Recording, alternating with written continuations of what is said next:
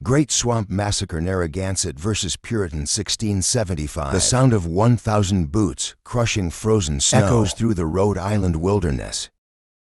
Each footstep carries death. Closer to the Narragansett fortress, flintlock muskets gleam dully in the winter light as colonial soldiers advance through the bitter afternoon of December 19, 1675.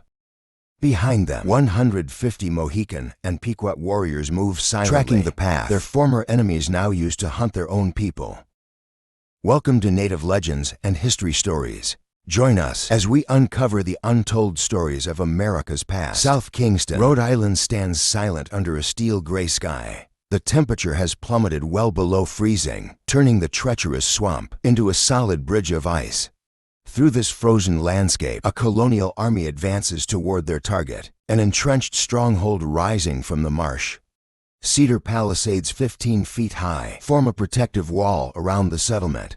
Inside, thousands of men, women and children have sought shelter from both the winter and the growing conflict that has engulfed New England. At the heart of this fortress stands Sachem Condensate. His warriors have spent months reinforcing the walls with clay packed between logs, creating firing positions along the perimeter. Food stores line the interior of the fortress. Dried corn, smoked meat, and preserved fish meant to sustain his people through the bitter months ahead. What the English see as a threat, the Narragans at view as their last refuge. The roots of this confrontation stretch back 6 months, to the summer solstice on June 20th, 1675. Metacom, known to the English as King Philip, launched the first strike in what would become a desperate bid for survival. As Sachem of the Wampanoag, Metacom had watched his father Massasoit's careful diplomacy crumble under the weight of colonial expansion. For generations, the Wampanoag and settlers had maintained an uneasy peace. Massasoit welcomed the English in 1620, seeing potential allies against rival tribes. Trade flourished. English cloth and metal tools exchanged for native furs and corn. The settlers and natives shared hunting grounds and fishing spots. Wampanoag guides taught colonists to plant corn using fish as fertilizer, while colonial livestock roamed former native fields. But this balance shifted as more ships arrived from England. By 1662, when Metacom succeeded his father as sachem, colonial settlements had sprawled across former Wampanoag territories. Fences divided ancient hunting grounds. Colonial cattle trampled native cornfields. The settlers' numbers swelled while diseases ravaged native populations. In 1671, colonial authorities imposed a treaty that stripped native tribes of their primary means of defense and sustenance, their firearms. The weapons weren't just tools of war, but essential for hunting and protecting crops from predators. Without them, native families faced starvation. The treaty demanded tribes surrender these weapons to English authorities, effectively placing them at the mercy of colonial power. Tensions finally erupted in spring 1675. Plymouth Colony hanged 3 Wampanoag men for the death of a tribal member, a matter that traditionally fell under native jurisdiction. This execution demonstrated how far colonial authority had encroached on native sovereignty. For Metacomet, it served as the final proof that peaceful coexistence had become impossible on that fateful June morning. Wampanoag warriors struck the settlement of Swans. They moved through morning mist with practiced silence, weapons ready when they emerged from the forest's edge. The attack came swift and coordinated. Houses erupted in flames, colonists fled or fell. By sunset, smoke rose from burning homesteads as survivors huddled in fortified buildings. This raid marked only the beginning. Violence spread across New England like wildfire. Wampanoag warriors struck isolated farmhouses and small settlements. Colonial militias retaliated by burning native villages and corn stores. Each side committed atrocities that fueled an escalating cycle of revenge. The New England colonies responded by drafting more men into service. Farmers and craftsmen became soldiers overnight. Colonial leaders forged alliances with rival tribes, the Mohican, Mohawk, and Pequot, who saw an opportunity to settle old scores. With the Wampanoag, the conflict scope expanded as more tribes chose sides or attempted to remain neutral. The Narragansett tribe under Sachem Conanchet initially tried to stay out of the growing war. In October 1675, they signed a neutrality treaty with Massachusetts. Bay Colony. The agreement promised peace, but colonial leaders remained suspicious. The Narragansett controlled strategic territory between warring parties. Rumors spread that they sheltered Wampanoag refugees fleeing colonial forces. By December, colonial patience had run out. The frozen swamp offered an opportunity to strike before spring thaws made the terrain impassable. On December 18th, colonial forces gathered at Richard Smith's trading post. The Massachusetts contingent brought 500 men, including 70 mounted cavalry. Plymouth contributed 150 soldiers. Connecticut provided 300 English troops and 150 native allies. Many of these men were veterans of previous battles. In King Philip's War, some had fought in the English Civil War. They came armed with flintlock muskets, pistols, and swords. Heavy winter clothing protected them from the cold, but would hamper movement in close combat. Each man carried ammunition, food, and basic medical supplies. Narragansett scouts tracked the Army's approach, reporting its size and direction to Sachem Conanchet. The fortress's defenders prepared for battle, distributing arrows and loading muskets acquired through decades of trade. Warriors took positions along the walls, while women and children moved deeper into the settlement's interior. Throughout the autumn months of 1675, Pequot Sachem made regular journeys to Narragansett territory. They traveled in small groups of 3 or 4, arriving at dawn with offerings of wampum and trade goods. Their true mission lay in diplomatic pressure, attempting to draw the powerful Narragansett tribe into the expanding conflict. Each meeting with Narragansett leaders lasted hours. Conducted in the traditional manner around council fires, the Pequot emissaries spoke of ancient alliances, shared hunting grounds, and the growing threat of colonial expansion. The Narragansett maintained their stance of neutrality through these negotiations. Inside their fortified villages, however, another story unfolded. Wampanoag refugees arrived in small groups, women carrying children, elderly supported by younger family members, warriors bearing wounds from recent battles. The Narragansett provided shelter, food, and medical care, honoring traditional obligations to fellow tribes. Despite the political risk, colonial settlements surrounded Narragansett territory. On 3 sides, English farmers watched with growing unease as native travelers moved through the borderlands between communities. Reports reached colonial authorities describing armed warriors traveling at night, increased hunting parties near English settlements, and suspicious gatherings in remote locations. The reality of 3,000 potentially hostile natives living within striking distance of colonial towns sparked fear throughout Rhode Island. In early November, Governor Josiah Winslow took decisive action. He assembled a combined force from Plymouth, Massachusetts, and Connecticut militia. The column numbered 150 men, armed with muskets and carrying 10 days' provisions. They moved methodically through Narragansett territory, burning any village they encountered. Native dwellings collapsed in flames. Food stores critical for winter survival were destroyed or confiscated. The message was clear: neutrality would not protect the Narragansett from colonial retribution. The militia's advance drove many Narragansett east toward the coast. Families abandoned their homes with only what they could carry, seeking refuge in the tribe's primary stronghold deep within the Great Swamp. Inside this fortress, Stonewall John, the Narragansett master builder, had spent months overseeing construction. His nickname stemmed not from stubborn diplomacy, but from his extraordinary skill with stone and timber. Under his direction, workers raised 15-foot palisades reinforced with clay. Between the logs, a complex of wigwams housed hundreds of families. Storage buildings protected food supplies for the winter ahead. Colonial authorities demanded the Narragansett surrender all Wampanoag refugees. Representatives from both sides met 5 times over 2 weeks. Each meeting grew more heated than the last. The Narragansett leaders, bound by sacred traditions of hospitality and tribal loyalty, refused to hand over those who had sought their protection. Stonewall John, participating in his last diplomatic effort, ended negotiations with a clear statement. The Narragansett would not become instruments of colonial justice against their own people. On December 5, 10th, an arrogance at war party struck the Jerry Boole blockhouse. The stone fortification previously thought impregnable fell to a coordinated assault. Warriors used fallen trees as cover, maintaining steady musket fire, while others worked their way closer to the walls. When they breached the defenses, the fighting turned brutal. All 15 colonial defenders died in the close-quarter combat. The Narragansett seized weapons, ammunition, and supplies before disappearing back into the winter forest.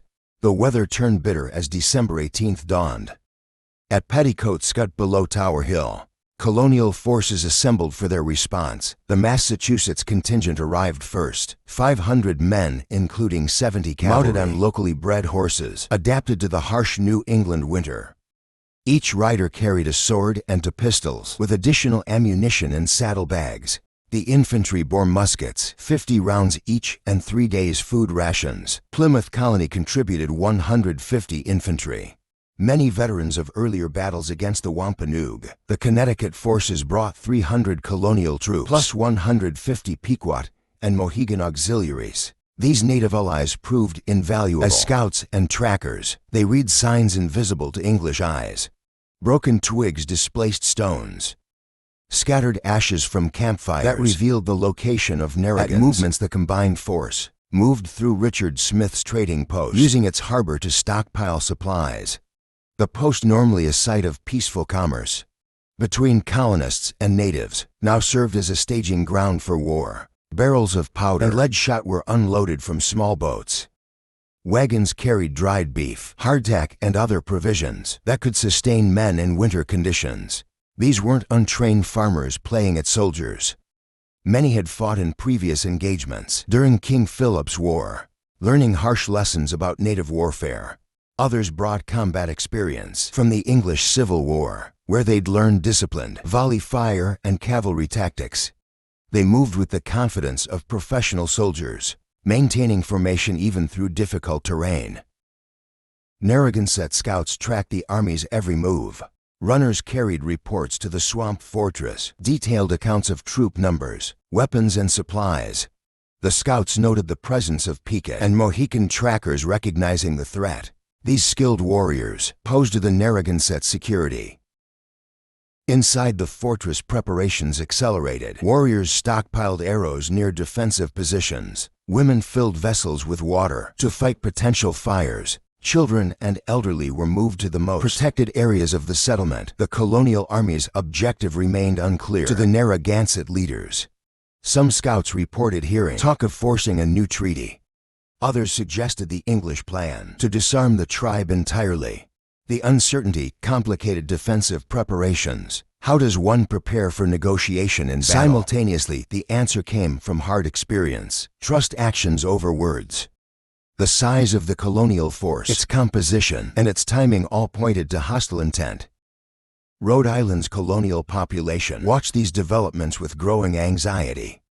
They had witnessed the brutality of King Philip's War, firsthand burned farms, ambushed travelers, mutilated bodies left as warnings.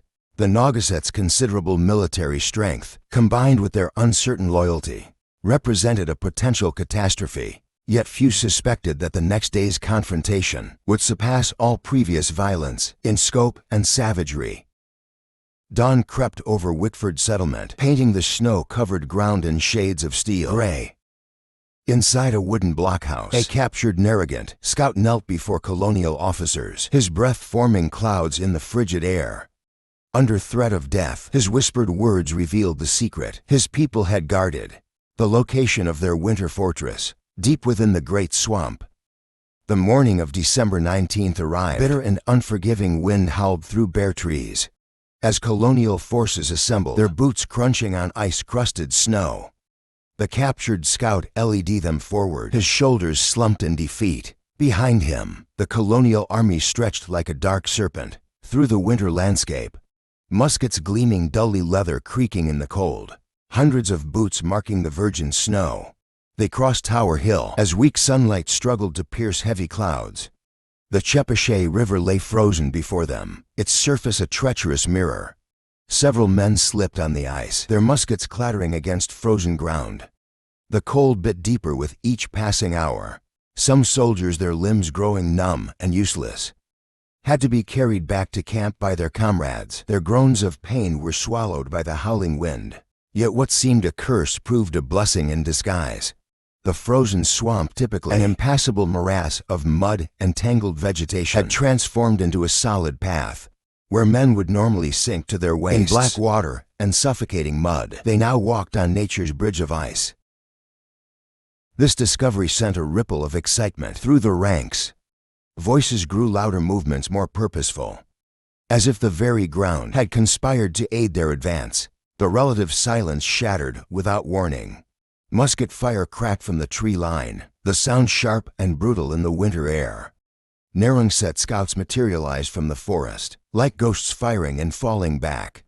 Drawing the colonels forward, powder smoke hung in the cold air, mixing with the soldiers' frozen breath. The woods echoed with shouts, musket fire, and the meaty thud of bullets finding their marks. Through gaps in the trees, the English caught their first glimpse of the Narragansett stronghold.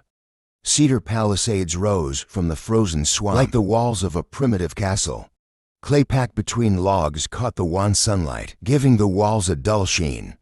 Before the fortress lay a defensive work of brushwood and felled trees, branches interlaced to create a natural barrier. Captain Mosley, leading the Massachusetts company at the columns, had urged his men forward. In pursuit of the retreating scouts, the warriors had led them straight to the fortress's entrance. And only too late did Mosley realize the trap. A storm of arrows darkened the sky. Musket fire erupted from hidden positions along the wall, the air filled with the screams of wounded men, the sharp crack of flintlocks, and the whistle of arrows. The Massachusetts men staggered under the onslaught. Bodies fell in the blood-stained snow. Those still standing fired wildly at the walls, their shots splintering wood but finding few targets. The Narragansett warriors, firing from protected positions, displayed deadly accuracy. Each shot found its mark with terrible precision. Mosley, a veteran of previous engagements, found himself the focus of intense fire. Later he would tell Governor Winslow how he counted 50 warriors taking aim at him throughout the battle. The Massachusetts company wavered, then broke, retreating into the swamp. Their boots slipped on ice, now slick with blood, leaving crimson trails in the pristine snow. Governor Winslow, watching the Massachusetts line crumble, bellowed orders through the chaos. The Connecticut troops surged forward, their feet pounding across the frozen ground. Their target, a narrow gap in the fortress wall. That appeared to be its weakest point. As they advanced, the defending warriors adjusted their fire. Bullets and arrows carved deadly patterns through the attacking ranks. A massive fallen oak lay before the fortress entrance, its bare branches reaching toward the attackers like skeletal fingers. Colonial troops swarmed over it like ants, boots finding purchase on frost-covered bark. The tree meant as a barrier, instead became a bridge into hell. Inside the palisades, the battle transformed into a maze of chaos. Smoke from muskets mixed with frozen breath between closely packed wigwams. The sounds changed, the sharp crack of firearms giving way to screams, and the meaty thud of close combat. Colonial officers shouted above the din, ordering soldiers to set the native dwellings ablaze. Flames licked up the sides of bark-covered homes, hungry tongues devouring the dry winter materials. Thick black smoke billowed into the cold air as fire spread from structure to structure. The heat drove families into the bitter cold, mothers clutching children, elders stumbling through the snow. They emerged from smoke only to face leveled muskets. The reports echoed across the fortress as bodies fell, steam rising from blood-stained snow. The tide turned when the distinctive pop and flash of Narragansett muskets grew sporadic, then ceased entirely. Their powder stores had run dry. The silence that followed felt heavier than the previous chaos. Warriors drew knives and war clubs, knowing what the lack of ammunition meant for their people as dusk approached. Shadows lengthened across ground, now churned with blood and snow. Colonial leaders argued beside bodies of fallen comrades. Some wanted to withdraw to camp outside until dawn. Others, remembering the bitter cold that had already claimed lives, pushed for a final solution. The decision came as darkness fell. Fire would finish what bullets had started. The fortress transformed into an inferno. Flames roared into the night sky, painting clouds orange and red. The heat became so intense, it melted the surrounding snow, creating a moat of steam and slush inside. The fire moved like a living thing, jumping from wigwam to wigwam. Storage buildings filled with winter food burst into flames, corn and dried meat feeding the conflagration. Screams pierced the roar of the flames as those trapped inside faced an impossible choice: burn or run into enemy gunfire. The fire's glow revealed fleeing figures, silhouetted against the flames. Most of the warriors had already retreated into the forest, knowing the battle was lost. Now women, children, and elderly tried to follow, many falling to colonial bullets. Before reaching the tree line, the English withdrawal began as the fortress collapsed in on itself, sending showers of sparks into the night sky. They moved quickly through deepening darkness, fearful of counterattack from warriors regrouping in the surrounding forest. Behind them they left their dead where they fell, bodies already stiffening in the increasing cold. The night grew bitter throughout the surrounding woods. Wounded Narragansett, both warriors and civilians, succumbed to cold and injuries. Their cries grew weaker as temperatures plummeted, until only the wind remained. Dawn revealed bodies frozen where they fell. Blood turned to dark crystals on white snow. When morning came, the Sachem returned to a scene of devastation. The fortress had become a charred skeleton,